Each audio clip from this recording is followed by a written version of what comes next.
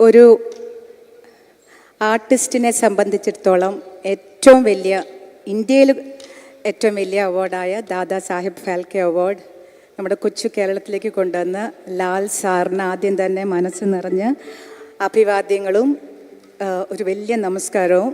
Lal sir എവിടെ ഇരിക്കണേ? കണ്ടൂടാ.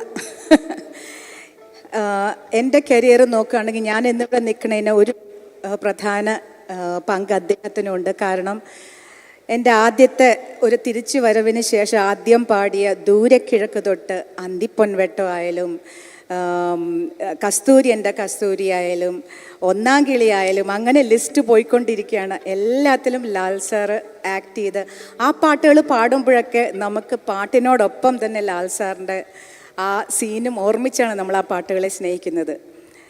ആ പാട്ടുകളൊക്കെ അത്ര ഹിറ്റായതുകൊണ്ടാണ് ഞാനൊക്കെ ഇവിടെ നിൽക്കുന്നത്.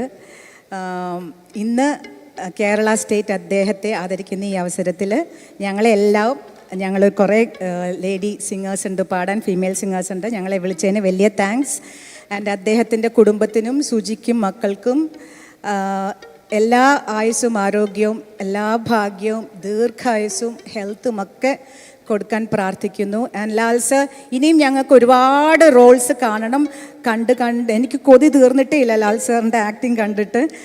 എല്ലാവർക്കും അറിയാം ഞാൻ ഭയങ്കര കട്ട ഫാനാണ് ലാൽ സാറിൻ്റെ. ഞങ്ങളുടെ ഷൂട്ടിലൊക്കെ ഇരിക്കുമ്പോൾ അദ്ദേഹത്തിൻ്റെ പാട്ടുകൾ വരുമ്പോൾ ഇവർ കുട്ടികളുടെ അടുത്ത് പറയും മര്യാദയ്ക്ക് പാടിക്കൊള്ളണം, ലാൽ സാറിൻ്റെ പാട്ടുകൾ ശരിയായി പാടിയില്ലെങ്കിൽ സുജാ ചേച്ചി വയലൻ്റ് ആവുമെന്ന്. അപ്പോൾ അതുകൊണ്ട് ലാൽ സാറിന് ഈ അവസരത്തിൽ വീണ്ടും എല്ലാ പ്രാർത്ഥനയും നേർന്നുകൊണ്ട് ഞങ്ങളുടെ ഒരു പാട്ടിലേക്ക് കടക്കുന്നു.